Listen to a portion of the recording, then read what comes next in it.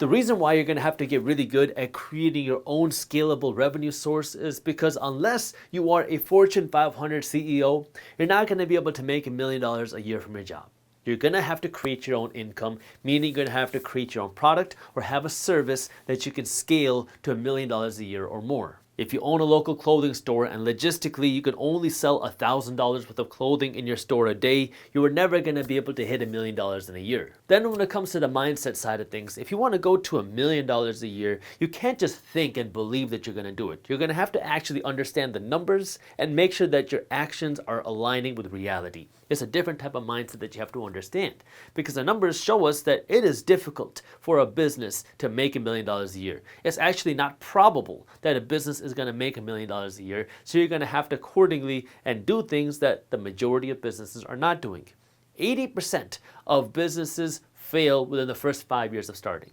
Now, out of those 20 businesses that succeed, only 9% of businesses are making $1 million a year of revenue or more. That's not profit, that's revenue. Now, out of the 9% of businesses that are generating $1 million a year of revenue or more, I would say that probably 10% of those are making $1 million a year of profit. So if we diagram this out, you have 1,000 different business ideas, people who start a business. Well, right off of the bat, 800 of them are going to fail within the first 5 years. 200 of them are going to continue to succeed and continue to thrive or grow over the period of whatever. They're going to continue to grow. Out of these 200 businesses, only about 9% are going to generate $1 million a year of revenue. So that's 18 companies that are generating $1 million of revenue a year.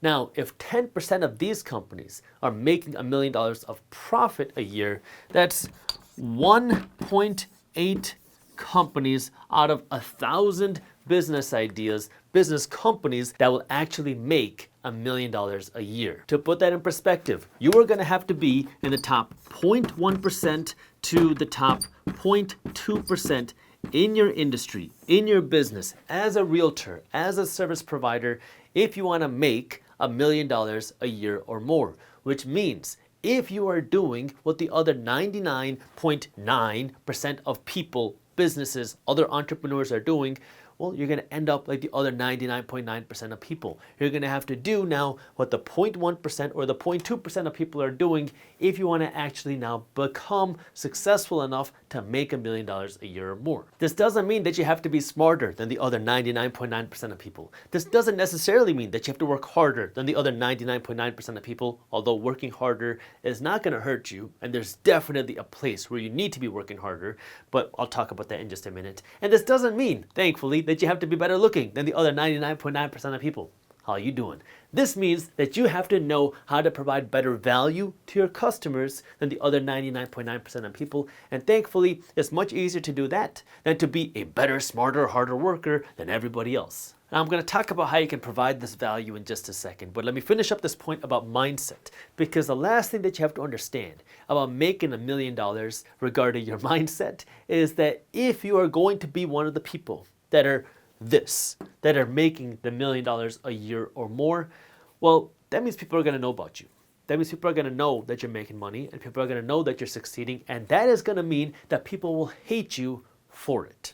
And people will hate you so much that they will try to bring you down. Not because they feel like you're doing something bad, I mean maybe they do, but really because they're jealous. They see you succeeding and they're going to want to pull you down, whether it's with words, whether it's with actions. And this is one of those things where you're going to have to understand that people will hate you for everything that you do because you are trying to succeed. Now, this doesn't mean everyone's going to hate you, but the more successful you become, the more haters that you're going to have. And it doesn't matter what you do or what you offer or what price you offer your service, because many times now people will start to change what they do or how they offer things based off of criticism or based off of the haters. But the reality is, it doesn't matter if you're offering something free or for $100,000. People are going to hate you because you are successful, not because of the product that you're offering. I'll give you an example. Here on YouTube, guess what? I make videos talking about money, entrepreneurship, and financial education. And guess what? People hate me for it. I have received death threats from people Now, the death threats aren't really for me talking about financial education. The death threats are more for the way I look, because people say, oh, your people bombed my country, so I'm going to come and kill you one day. But they're kind of confused about a lot of different things there. And then you have the people that are going to spend hours going on video after video after video talking about, man, all this guy does is make money, but talking about money. Yes, I do. If you enjoyed this short clip from my longer videos, here's another clip that I think you'll love. And while you're at it, if you're interested in learning more about how to start generating passive income, our team put together an amazing guide on how to start generating passive income for free. All you gotta do is click that button right over there. Thank you for watching, and as always, keep hustling.